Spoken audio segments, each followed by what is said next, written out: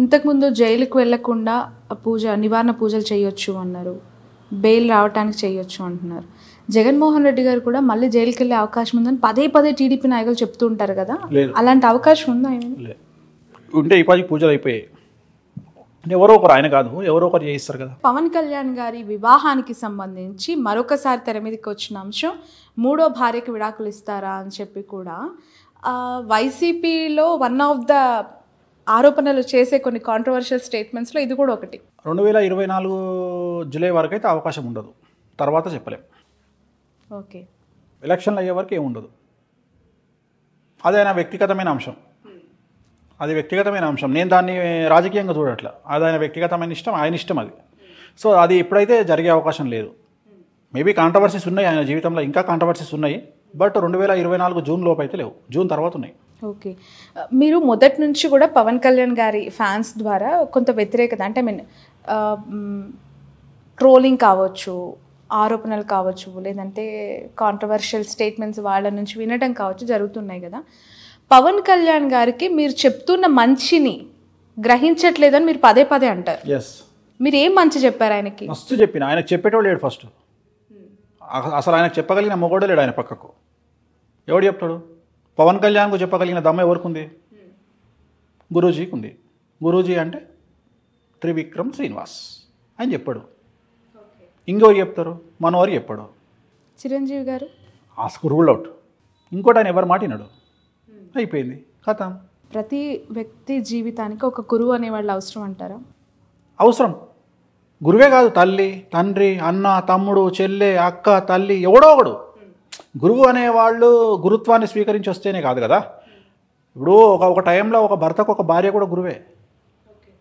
చాలామంది అరే పెళ్ళైనాక ఎందుకు పెళ్లి చేస్తారు అసలు మగవాడికి అంటే, వీడు ఎవ్వరి మాట వింటలేడు, వీడు కావరం బట్టి తిరుగుతున్నాడు, పెళ్లి చేస్తే పెళ్ళాం మాటిని సెట్ అవుతాడని చేస్తారు. ఓ, ఇది పనిష్మెంట్ అయితే? పనిష్మెంటే కానీ మంచి పనిష్మెంట్. మగవాళ్ళందరికీ తెలియదు అయితే ఇప్పటి వరకు. ఇప్పుడు పెళ్ళాం మీద ప్రేమతోనో, బిడ్డల మీద ప్రేమతోనో, జీవితంలో సర్దుకుపోయే మనస్తత్వంతో సెట్ అవుతాడు అని చేస్తారు.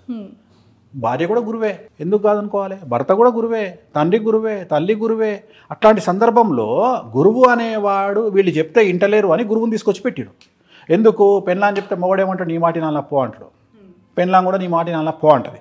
అందుకని వీళ్ళిద్దరు కలిసి నా దగ్గరకు వస్తారు. సో అట్లాంటి వాళ్ళకి నేను చెప్పేటప్పుడు వినాలి. సో నేను చెప్పే దాంట్లో నేను హార్ష్గా చెప్పొచ్చు, తెలంగాణ స్టైల్లో మాట్లాడవచ్చు, కానీ నా కంటెంట్ అంతా కూడా బాగుపడాలనే ఉద్దేశమే. నేను పవన్ కళ్యాణ్ గారు సీఎం కావాలి అనే కోరిక నాకు ఉంది. పవన్ కళ్యాణ్ గారు అంటే విపరీతమైన పిచ్చి. ఓకే, పవన్ కళ్యాణ్ గారి సినిమాలలో కనీసం 10 సినిమాలకు నేను ముహూర్తం పెట్టిన, ఆయన సినిమాలకు ముహూర్తం చేసిన. ఓకే, ఆయనతోని 1-2-3 సినిమాలకు ఆయనతో కూర్చొని గంటలు ట్రావెల్ చేసిన, చూడాలని ఉంది ఇలాంటి సినిమాలకు. సో నాకు చాలా ఇష్టమే పవన్ కళ్యాణ్ గారు అంటే, కాదని నేనేం చెప్పట్లా. కానీ ఇష్టం వేరు, ఆయన అభివృద్ధిలోకి వస్తే చూడాలనే కాంక్ష వేరు. ప్రతి మనిషి, నేను ఒకటే అనుకుంటాను, నా దగ్గర ఉండే ప్రతి మనిషి అభివృద్ధిలోకి రావాలి, నాకు తెలిసిన ప్రతి మనిషి అభివృద్ధిలోకి రావాలి. నా కోరిక అదే తప్ప, నా అడ్వైజ్ అదే తప్ప ఈ నాశనం అయిపోవాలి నాకు లేదు. నాకు శత్రువులు మిత్రులు లేరు, అందరం బాగుపడాలా. పవన్ కళ్యాణ్ బాగుపడితే నేను సంతోషిస్తా. జగన్మోహన్ రెడ్డిని ఓడగొట్టి రేపు పవన్ కళ్యాణ్ సీఎం కావాలా, నేను అదే కోరుకుంటా. పవన్ కళ్యాణ్ ఓడగొట్టి ఇంకొకటి సీఎం కావాలి అంటే, నేను జనాలు ఎదుగుతూ ఉండాలి, నేను కోరుకునేది అది. కానీ బ్యాడ్ నేమ్ తెచ్చుకోవద్దు, పవన్ కళ్యాణ్ లాగా బ్యాడ్ నేమ్. నేను అందుకని ఏమంటున్నా, పవన్ కళ్యాణ్ రాజకీయాల నాలెడ్జ్ లేనటువంటి పర్సన్. ఆయనది స్ట్రేట్ హార్ట్ ప్లస్ ఆయన తీసుకునే నిర్ణయాలు కూడా స్ట్రైట్గా ఉంటాయి, బోల్డ్గా ఉంటాయి. ఈ సంకుచితమైనటువంటి మనస్తత్వం కానీ, ఈ కుటిల రాజకీయాలు కానీ ఆయనకు తెలియనప్పుడు ఏమవుతుంది, ఫెయిల్ అవుతారు. నేను అదే చెప్తున్నా, నేను మంచి వేరే చెప్తున్నా, కానీ ఆయన ఫ్యాన్స్ నన్ను అర్థం చేసుకునే విధానంలో తేడా ఉంది. ఇప్పుడు నన్ను మనదానిక మన జనసేన ఫ్యాన్స్ ట్రోల్ చేసిర్రు, నన్ను ఏమంటారు, పాజిటివ్ ట్రోల్ చేసిర్రు. ఏమని చేసిర్రు? జగన్మోహన్ రెడ్డి పైన అంటాడు 3 పెళ్ళిళ్ళు చేసుకున్నాడు పవన్ కళ్యాణ్ అని, కిందనే నాది వీడియో ఏమని అంటే 3 కాకుండా 30 చేసుకుంటాడు, నువ్వు చేసుకోవాలి. సో దాన్ని నన్ను వాడుకోరు కదా పాజిటివ్గా. అంటే నేను అదే అంటే, నేను వ్యక్తిగతమైన అంశాల జోలికి పోవద్దని చెప్తా. సో నాకు పవన్ కళ్యాణ్ అంటే చాలా ఇష్టం, నేను ఆయన ఫ్యాన్నే. జల్సా సినిమా నేను కూడా చూసి చిట్టీలు చింపి ఎగిరేసినోన్నే జల్సా సినిమా. సో నాకు ఇష్టమే కదా. సో వ్యతిరేకం ఎందుకు ఉంటుంది నాకు? కాకపోతే ఆయన అభివృద్ధిలోకి రావాలనే ఒక రకమైన కసి ద్వారా నేను మాట్లాడే మాటల్లో కొద్దిగా హార్ష్నెస్ ఉంటుంది తప్ప నాకు ఆయన అంటే ఇష్టమే. ఆయన సినిమాల కెరియర్ ఏ విధంగా ఉందంటారు? సినిమాలు బాగానే ఉంటాయి, ఆయనకు తిరుగులేదమ్మా. ఆయనకు సినిమాలలో తిరుగులేదు, రాజకీయమే కష్టం. ఎందుకంటే కొంతమంది జాతకంలో ఒకటే ఉంటుంది, like Pawan Kalyan is like Rajinikanth, సినిమాలకే అంకితం. రాజకీయాలల్లో ఎక్స్పెక్టింగ్ 100 అయితే మనం 20 అంతే, 20 ఊహించుకోవాలి అంతే. అదే సినిమాలో 100కో 200 ఊహించుకో, సూపర్, తిరుగులేదు. రైట్. రాబోయే రోజుల్లో ఈ 2 తెలుగు రాష్ట్రాల్లో పొలిటికల్గా కావచ్చు, ఇతర రంగాల్లో కావచ్చు, ఏమైనా సంచలన వార్తలు ఉండబోతున్నాయంటారా? ఎందుకంటే మీరు చాలా విషయాలపైన రీసెర్చ్ చేస్తారు, హోంవర్క్ చేస్తారు. ఎందుకంటే ఎప్పటికప్పుడు రాజకీయాలు మారిపోతూ ఉన్నాయి. ఏపీలో చూస్తే జగన్మోహన్ రెడ్డి దగ్గర ఉండేవాళ్ళు కూడా జగన్మోహన్ రెడ్డి గారితో పాటు ఎప్పటికప్పుడు కాంట్రవర్షియల్ స్టేట్మెంట్స్లో ఇరుక్కుంటూ ఉంటారు. కొడాలి నాని గారు, సజ్జల రామకృష్ణారెడ్డి గారు, విజయసాయి రెడ్డి గారు, అలాగే the one and only aggressive women leader Roja garu. Telangana రాష్ట్రానికి సంబంధించి ఒక ప్రముఖ యువ నేత, ఒక ప్రముఖ రాజకీయ నాయకుడి కొడుకుకు సంబంధించినటువంటి స్కాండల్స్ ఆర్ పర్సనల్ లైఫ్ బయటకు వచ్చే అవకాశం ఉంది. అండర్లైన్, చాలా సంచలనమైనటువంటి విషయాలు బయటకు వచ్చే అవకాశం ఉంది. వ్యక్తిగతమైన అంశాలు అంటే మీకు అర్థమై ఉంటుంది, పర్సనల్ విషయాలు బయటకు వచ్చే అవకాశం ఉంది. అండ్ ఆంధ్రప్రదేశ్కు సంబంధించి ఒక మహిళా మంత్రికి సంబంధించిన లైఫ్, మహిళా మంత్రికి సంబంధించిన వ్యవహారం కాంట్రవర్సీ అయ్యే అవకాశం ఉంది. అంటే అధికార దుర్వినియోగం చేస్తున్నారు అనేటువంటి విమర్శల వల్ల ఆమె మంత్రి పదవి కోల్పోవలసి రావచ్చు, రిజైన్ చేయాల్సిన పరిస్థితి రావచ్చు. 2024 లోపు వస్తే, ఎలక్షన్ లోపు, షార్ట్ పీరియడ్ ఉంది అయినా. లేదంటే ఒకవేళ జగన్మోహన్ రెడ్డి గారు ఆవిడని కనుక తీయొద్దు అనుకుంటే కంటిన్యూ చేసి ఎలక్షన్ తర్వాత ఆమెకు మినిస్ట్రీ ఇవ్వరింగ్. ఓకే. సో ఆమె మినిస్ట్రీ చాప్టర్ క్లోజింగ్. మినిస్ట్రీ ఇవ్వరా, టికెట్ ఇవ్వరా? మినిస్ట్రీ ఇవ్వరు, టికెట్ ఇచ్చిన మినిస్ట్రీ ఇవ్వరు, ఆమె ఎమ్మెల్యేకే పరిమితం. ఇంకా రేవంత్ రెడ్డి గారి క్యాబినెట్ అంటే ఆయన సీఎం అయిన తర్వాత మిగతా మంత్రులకు సంబంధించి, ఇప్పుడు మీకు తెలుసు ముందు నుంచి ఆయన వెన్నంటే ఉన్నారు మహిళా సీతక్క అండ్ ఉత్తమ్, బట్టి, దామోదర్ రాజనరసింహ, సీతక్క, బట్టి, ఉత్తము, పొంగులేటి శ్రీనివాసరెడ్డి, శ్రీధర్ బాబు, జగ్గారెడ్డి ఓడిపోయారు. లేదు అవకాశం లేదు. వివేక్ బ్రదర్స్, ఉత్తమ్ బ్రదర్స్, మన వీళ్ళు కోమటిరెడ్డి బ్రదర్స్, వాళ్ళలో ఒక్కొక్కళ్ళకి, జూపాలి కృష్ణారావు, సో వీళ్ళు మినిస్టర్లు అవుతారు. కొంతమందిని చూస్తే చాలా బాధేస్తూ ఉంటుంది. అంటే ఐ మీన్ ప్రొఫెషన్కి అతీతంగా మాట్లాడుకున్నప్పుడు నిత్యం ప్రజలతో ఉంటారు, వాళ్ళకి ఏం కావాలో చేస్తూ ఉంటారు, మాస్ లీడర్స్గా ఎస్టాబ్లిష్ అవుతూ ఉంటారు. పార్టీ అధికారంలో లేనప్పుడు క్రియాశీలకంగా ఉన్నారు, పార్టీ అధికారంలోకి వచ్చే టైంకి వాళ్ళు ఓడిపోయిన పరిస్థితి. నాంపల్లి నుంచి ఫిరోజ్ ఖాన్ గారు, సంగారెడ్డి నుంచి జగ్గారెడ్డి గారు. జాతకం, నువ్వు వాళ్ళ గురించి మాట్లాడుతున్నావు. కాంగ్రెస్ పార్టీలో ఉండి టికెట్ రాలేదని చెప్పి వేరే పార్టీలో పోయిన పరిస్థితి ఏంది? వాళ్ళు ఇంకా ఘోరం కదా. అవును, ఆల్రెడీ 10 ఏళ్ల నుండి పార్టీకి దూరంగా ఉన్నారు, పదవికి దూరంగా ఉన్నారు, ప్రభుత్వానికి దూరంగా ఉన్నారు. ఇప్పుడు ఆల్రెడీ మళ్ళీ టీఆర్ఎస్లకో బీజేపీలకో పోయారు. ఇవాళ మళ్ళీ 10 ఏళ్ళు, రేపు మళ్ళీ నాకు తెలిసి నెక్స్ట్ కూడా కాంగ్రెస్ వస్తుంది తెలంగాణలో. అవునా? మళ్ళీ ఇప్పుడు మళ్ళీ 10 ఏళ్ళు దూరంగా ఉన్నట్టే కదా. సో మళ్ళీ 10 ఏళ్ళు దూరంగా ఉన్నట్టే కదా. సో ఇది అందుకనే అంటున్నామ్మా, పదే చెప్పేది, astrology is nothing but decision. మన నిర్ణయమే మన జాతకము. నిర్ణయాలు జాగ్రత్తగా తీసుకోండి, నిర్ణయాలు జాగ్రత్తగా తీసుకుంటే లైఫ్ బాగుంటుంది. నువ్వు అనొచ్చు జాతకం బాగుంటే నిర్ణయాలు బాగానే తీసుకుంటారు కదా అని. 88% జాతకము, 12% నిర్ణయాలు. ఆ 12% నిర్ణయాలు చక్కగా తీసుకుంటే చాలు. ఓకే, అంతే. గెలుస్తారా నెక్స్ట్ 24లో? ఆయన గెలవడం పెద్ద విషయం కాదు, నేను అదే చెప్తున్నా. 2025 ఎలక్షన్ కాబట్టి 24లో ఎమ్మెల్యే గెలిచే అవకాశం ఉంది. ఎమ్మెల్యేగా మంగళగిరి నుంచి. మంగళగిరి పోటీ చేస్తాడా ఇంకోటి మనం డిసైడ్ చేయలేం కదా. చాలా మందికి అర్థం కాని ఒక క్వశ్చన్, $1 మిలియన్ ప్రశ్న, చంద్రబాబు నాయుడు గారి అరెస్ట్ విషయంలో మీరు ఇందాకన్నా జూనియర్ ఎన్టీఆర్ ఎందుకు స్పందించలేదు అని చెప్పి, మీరేమనుకుంటున్నారు గురూజీ? అంటే ఎందుకు అంత సైలెంట్గా ఉండాల్సి వచ్చింది ఆయన? తన కెరియర్ మీద తనకున్న నమ్మకం, తనకు రాజకీయంగా కంటే సినిమా ఇండస్ట్రీ పరంగా తనకున్న నమ్మకం, ప్లస్ తిరుమల తిరుపతి దేవాలయంలో నేను వాళ్ళ అమ్మగారు కూర్చొని మాట్లాడినప్పుడు నన్ను ఒక ప్రశ్న అడిగారు ఆవిడ. ఎన్టీ రామారావు బర్త్ విషయంలో, జూనియర్ ఎన్టీఆర్ బర్త్ విషయంలో ఒక పెద్ద సమస్య ఉంది, ఆ సమస్య తెలియకుండా మీరు మావాడి జాతకాలు బాగా చెప్తున్నారు, ఎటా చెప్తున్నారు మీరు అని అడిగింది. ఆ సమస్య ఏందో నాకు తెలుసు తల్లి, ఇది సమస్య అని చెప్పిన. అనగానే షాక్ అయింది ఆమె. పెద్ద ఎన్టీఆర్ గారికి తప్ప, నాకు తప్ప, బాబుకు తప్ప, ముగ్గురికి తప్ప, 4వ వ్యక్తికి తెలియదు, మీకు ఎట్టా తెలుసు అన్నది. నాకు తెలుసమ్మా అన్న నేను. ఆయనది మఖా నక్షత్రం, జూనియర్ ఎన్టీఆర్ది మఖా నక్షత్రం, జయలలితది కూడా మఖా నక్షత్రం, ప్లస్ ఆయన మంచి యోగంలో కూర్చుండు జూనియర్ ఎన్టీఆర్. కానీ ఆయన రాజకీయాల్లోకి రావడానికి టైం ఉంది. నేనే వాళ్ళ అమ్మతో అన్నది ఏంటంటే 2030 వరకు రాజకీయాల్లోకి రానియకండి బాబుని అని చెప్పిన. ఓకే, సో మీ సలహా అనమాట. నేను చెప్పింది అయితే వాళ్ళ అమ్మగారికి చెప్పిన మాట, తిరుమల దేవాలయంలో చెప్పిన మాట, హుండీ లెక్క పెడుతుంటే పక్కన నేను మాట్లాడింది, వైకుంఠ ద్వారం పక్కన కూర్చున్నప్పుడు దర్శనం అయిపోయిన తర్వాత ఆమె ఆ దేవాలయంలో మాట్లాడిన సందర్భంలో 2030 వరకు జూనియర్ ఎన్టీఆర్ రాజకీయాల్లోకి రాకుంటే బాగుంటుంది, 29 ఎలక్షన్లకు అయితే వద్దు అంటే 29 ఎలక్షన్ల వరకు ఎన్టీఆర్ గారు రాజకీయ అరంగేట్రం చెయ్యరు, కన్ఫర్మ్. ఓకే వేణుస్వామి గారు, మనం చాలా చాలా జంటలు విడిపోవడానికి చూస్తున్నాం. పెళ్ళంటారు, వచ్చి పత్రిక ఇస్తారు, ఒక 6 నెలల తర్వాత విడాకులు అంటూ ఉంటారు. మీరు కూడా చాలా సెన్సేషనల్ న్యూసెస్ చెప్పారు వాటి పట్ల. ఎందుకు పెళ్ళిళ్ళు నిలబడట్లేదు? అవి పెద్దలు కుదిర్చిన వివాహమైనా ప్రేమ వివాహమైనా, మీరు గతంలో చెప్పారు లాస్ట్ ఇంటర్వ్యూలో సమంత నాగ చైతన్య యాస్టిస్ జరిగిందని. ఇప్పుడు మళ్ళీ కొత్తగా మ్యారిటల్ లైఫ్లోకి వచ్చిన జంటలు చాలామంది కూడా విడిపోయారు. బట్ ఆఫ్ ద రికార్డ్ నాకు చాలా చెప్తూ ఉంటారు, కానీ కొన్ని సెలబ్రిటీ జాతకాలకి సంబంధించి ఏం చెప్తారు? ఉదాహరణ ఇంకొక సెన్సేషనల్ కపుల్తో తీసుకుందాం. సో కొత్తగా పెళ్ళైన లావణ్య త్రిపాఠి అండ్ వరుణ్ తేజ్. సో ఆ ఇద్దరు జాతకాల్లో గురువు శుక్రుడు నీచంగా ఉన్నాడు కాబట్టి నాకు తెలిసి వాళ్ళు కూడా రేపొద్దున ఫ్యూచర్లో కలిసి ఉండే అవకాశాలు లేవు. సో ఏమైపోయింది అంటే, నేను ఇట్లా చెప్పంగానే వీడికి ఏం పని లేదా, పాట లేదా, వీడు పెళ్ళిళ్ళు చేసుకుంటుంటే డివోర్స్ అని మొత్తుకుంటుంటే వీడికి పిచ్చి లేచిందా అన్నట్టు అయిపోయింది. నేనేం చెప్తున్నా అంటే, ఈ పెళ్లి చేసుకొని విడిపోవడం కంటే చేసుకోకుండా తగలడం రా అని నేను చెప్తున్న పాయింట్. అంటే జాతకంలో ఉండే దోషాలను బేస్ చేసుకొని మాట్లాడతాను నేను మిగతా విషయాలు మాట్లాడా. అరేంజ్డ్ మ్యారేజ్ కానీ లవ్ మ్యారేజ్ కానీ 10 పెళ్లిలలో 8 పెళ్లిళ్ళు విచ్ఛిన్నమవుతున్నటువంటి సిచ్యువేషన్లో మనం ఉన్నాం. అందుకనే శాస్త్రం చెప్పేటప్పుడు దేశ కాలమాన పరిస్థితులు అంటాం మనం. తెలంగాణలో ఇండియాలో ఉన్న కుజదోషం అమెరికాలో ఉండదు, ఆఫ్రికాలో ఉండదు. సో దేశ కాలమాన పరిస్థితులను బట్టి జాతకాలు చెప్పాలి.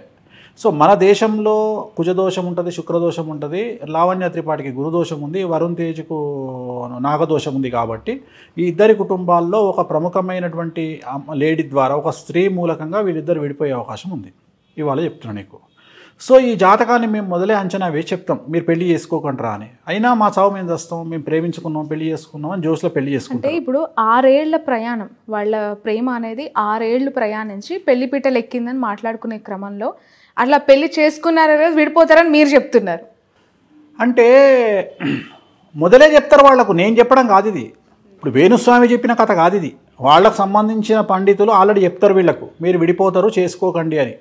అయితే వీళ్ళ ఓవర్ కాన్ఫిడెన్స్ ఏంది అంటే, మేము కలిసి ఉంటాం, మీరెంత మా ముందరా అనుకొని చేసుకుంటారు. అది ప్రేమికులకు ఉండాల్సిన ప్రథమ లక్షణం, నేను కూడా కాదంటలేను. నాది కూడా ప్రేమ వివాహం కాబట్టి. కానీ పెళ్లి చేసుకున్నాక అస్సలు టార్చర్ స్టార్ట్ అవుతుంది. పెళ్ళి ఎప్పుడు, నేను ఇంతకుముందు కూడా చెప్పిన నీకు, ప్రేమించిన అమ్మాయిని సంపాదించడం గొప్ప కాదు, పెళ్లి చేసుకున్న తర్వాత అమ్మాయిని కాపాడుకోవడం గొప్ప అనేది నా ఉద్దేశం. రెండోది ఏంటంటే, ఎప్పుడు కూడా మగవాడు అణిగిమణిగి ఉండాలి. ఈ కలియుగంలో మగవాడు రెచ్చిపోతే వర్కౌట్ కాదు. ఎట్లాగో ఆడవాళ్ళు రెచ్చిపోతారు. ఎందుకంటే ఆడవాళ్లకు వర్క్ బ్యాలెన్సింగ్, వర్క్ స్ట్రెస్, ఇంటి స్ట్రెస్ వల్ల బ్యాలెన్స్ చేయలేకపోయినప్పుడు లేదా ప్రకృతి నియమాల ప్రకారం డేట్ వచ్చినప్పుడు మెన్సెస్ టైంలోనో వాళ్ళు బరస్ట్ అవుతారు. దాన్ని అర్థం చేసుకోగలగాలి. హార్మోన్ ఇన్బ్యాలెన్స్, థైరాయిడ్ ప్రాబ్లం వల్ల, పీసీఓఎస్ల వల్ల వాళ్ళు ఏదన్నా అరిచి మాట్లాడినా 10 నిమిషాలు సైలెంట్గా ఉంటే కథం అయిపోతుంది కిస్సా. కానీ మనోళ్ళు అట్లా ఉండదు కదా. దాన్ని సీరియస్గా తీసుకొని మొగోళ్ళు మేధావులు మమ్మల్ని తిడతావా నువ్వు అని పెళ్ళాం మీదకి అరవడము, అది ఎక్కడికో దారితీసి విడాకులకు దారితీస్తాయి. సో దీంట్లో అత్త ఒక క్యారెక్టర్, తల్లి ఒక క్యారెక్టర్, తోటికోడలో క్యారెక్టర్, వీళ్ళందరూ వచ్చి పెంట పెట్టడం వల్ల విడాకులు అవుతాయి. అయితే మీరు అనొచ్చు ఇవన్నీ సామాజికంగా జరిగే అంశాలు కదా, జాతకానికి ఏం సంబంధం? దాంట్లోనే డిసైడ్ చేస్తాం. గురువు నీచంలో ఉంటే ఒక ప్రాబ్లం ఉంటుంది, శుక్రుడు నీచంలో ఉంటే ఒక ప్రాబ్లం ఉంటుంది, చంద్రుడు నీచంలో ఉంటే ఒక ప్రాబ్లం ఉంటుంది. నా వరుణ్ తేజ్ జాతకంలో గురువు నీచము, శుక్రుడు నీచము, లావణ్య త్రిపాఠి జాతకంలో నాగదోషము, కుజదోషము. సో ఇన్ని దోషాల మధ్యన వాళ్ళిద్దరు కలిసి ఉండడం అనేది చాలా పెద్ద మిరాకిల్. అదొక పెద్ద మిరాకిల్, అదొక ఇక అర్థం కానటువంటి చిదంబర రహస్యం. ఓకే, అంటే ఇప్పుడు మెగా ఫ్యామిలీకి సంబంధించి ఎప్పుడు కూడా ఏదో ఒక న్యూస్ టాక్ ఆఫ్ ద టౌనే. మనం గతం మెగా ఫ్యామిలీ అని కాదమ్మా, తప్పది మాట్లాడుకోవడం. ఎందుకంటే ప్రతి కుటుంబంలో ఉంటుంది. వాళ్ళు సెలబ్రిటీస్ కాబట్టి బయట తెలుస్తుంది. మన పక్కింట్లో ఏం జరుగుతుందో మనం, అది సెలబ్రిటీ కాదు కాబట్టి చెప్పం అంతే. సో అలానే అంటే ఇది సెలబ్రిటీ ఫ్యామిలీకి కాబట్టి ఇంత చర్చ కూడా జరుగుతుంది. నేను కూడా అందుకనే చెప్పా కదా, మీరు నాగ చైతన్యకి డివోర్స్ అవుతాయని చెప్పారు, అఖిల్ కి పెళ్లి కాదు డివోర్స్ అవుతాయని చెప్పారు. ఇప్పటి వరకు ఆయన కూడా కెరియర్ కూడా ఎఫెక్ట్ ఉంటుంది, ఆయన సెట్ కాడని చెప్పిన. ఎందుకంటే ఆయన జాతకంలో ఉన్న దోషము మా చుట్టమేమో నాకీలు నాకు శత్రువా ఎందుకు చెప్తా? సో ఇవన్నీ ఉన్నాయి, నేను చెప్పినవి చాలా ఉన్నాయి. నేను చెప్పినవి అన్నీ తవ్వుకుంటూ కూర్చుంటే నేను చెప్పిన 100లో 98 సక్సెస్. నా సక్సెస్ రేట్ 98. నేను చెప్పినవి ఆల్మోస్ట్ ఆల్ జరిగినాయి. నేను చెప్పినవి జరగలేదు అనేది వెతికితే కష్టం, అసలు జరగకుండా ఉండవు. కాకపోతే ఆ టైం వరకు వెయిట్ చేయాలి అంతే. రెండోది ఏంటంటే ఎందుకు చెప్తున్నావు అంటే పబ్లిసిటీ కోసం చెప్తున్నావు. బరాబర్ చెప్తా. నా లైఫ్కు నేనే సీఈఓ, మరి నన్ను నేను ప్రమోట్ చేసుకోవాలి, ఎవడు చెప్తాడు నన్ను? బట్ అలా ఒకరి లైఫ్ ని పబ్లిక్ ఫిగర్స్ సెలబ్రిటీ స్టేటస్ వాళ్ళని మాత్రమే చెప్తా.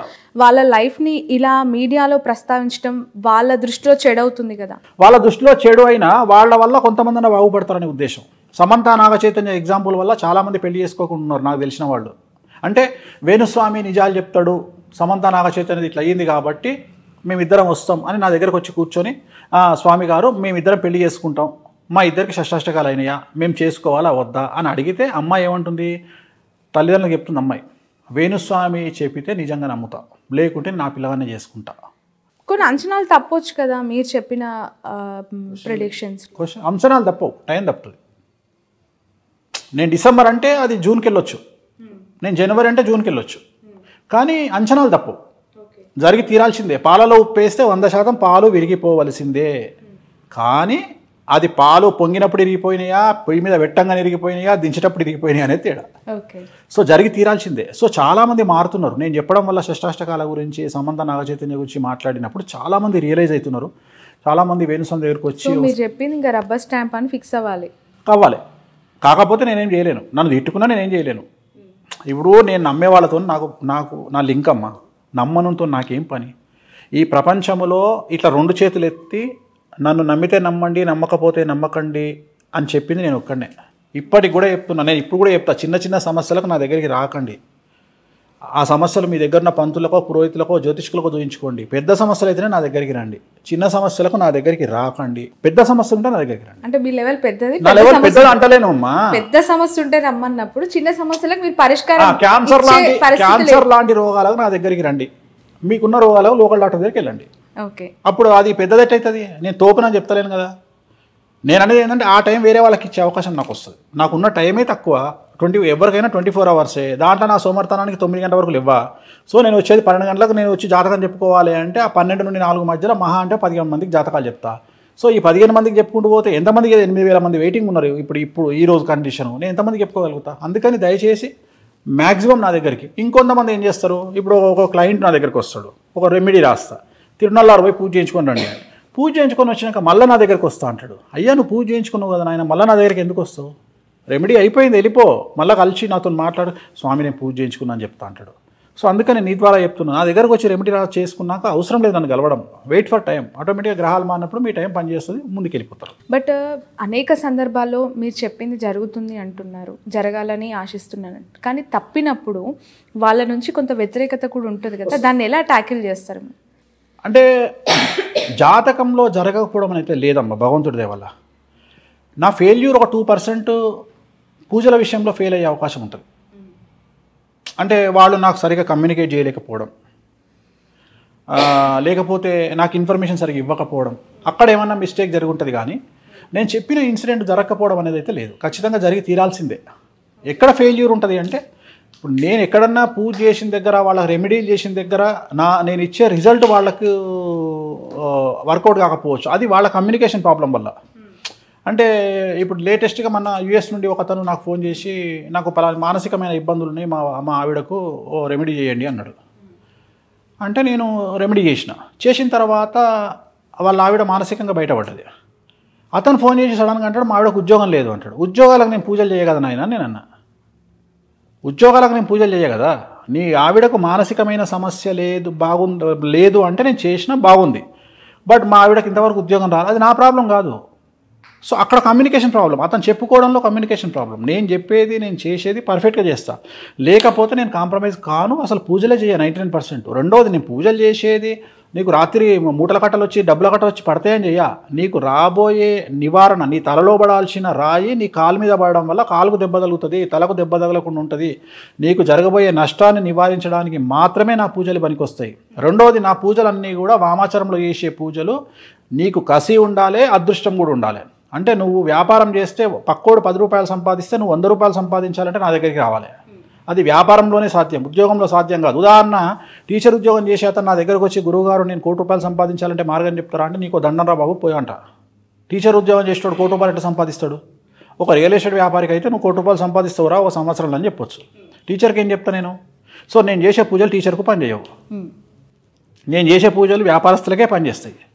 అంటే డబ్బు సంపాదించే వాళ్లకు ఉద్యోగంలో మాత్రం కాకుండా వ్యాపారంలో చేసే వాళ్లకు, ఒక ఎమ్మెల్యేలకు, ఒక సినిమా వాళ్లకు, అట్లాంటి వాళ్ళకు పనిచేస్తాయి తప్ప రాజయోగాలకు, రాజభోగాలకు పనిచేస్తాయి తప్ప నీకు తగ్గబోయే నష్టాన్ని ఆపుకోవడానికి పనిచేస్తాయి తప్ప. మన ఒక ఎమ్మెల్యేకి సంబంధించి ఒక పూజ చేసినావు, ఏం చేసినావు అంటే అతని మీద దాడి జరిగే అవకాశం ఉంది, దాడిని తప్పించుకోవడానికి పూజ చేసినావు. అయినా సరే అతని మీద ఒక చిన్న చిత్క 2 దాడులు జరిగినాయి మన ఎలక్షన్లలో. ఒక లీడరు స్వామి తప్పించుకున్నా నేను సంతోషం అన్నాడు, అంతే. ఇట్లాంటివి మనం చేసే పూజలు.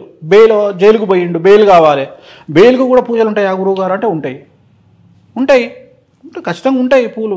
బెయిల్ కారాగార దోష నివారణ అంటారు దాన్ని. అట్లనే ప్రతిదానికి ఒక బయటపడి శత్రువుల మీద జయం కోసం ఒక పూజ ఉంటుంది. సో మనం చేసే పూజల ఫలితాలు అనేటివి డిఫరెంట్ స్టైల్స్లో ఉంటాయి. నేను చేసిన పూజల ఫలితం తగ్గొచ్చేమో కానీ నేను చెప్పిన ప్రిడిక్షన్ మాత్రం ఎప్పుడు ఫెయిల్ అవ్వాలి. 99% ప్రిడిక్షన్ అచీవ్మెంట్ ఉంది, 98% పూజల అచీవ్మెంట్. ఒక 2% మాత్రం ఖచ్చితంగా మైనస్ అనేది ఉంటుంది. మాకు సరస్వతి దేవి ఇచ్చిన శాపం అనుకోండి. రైట్. అయితే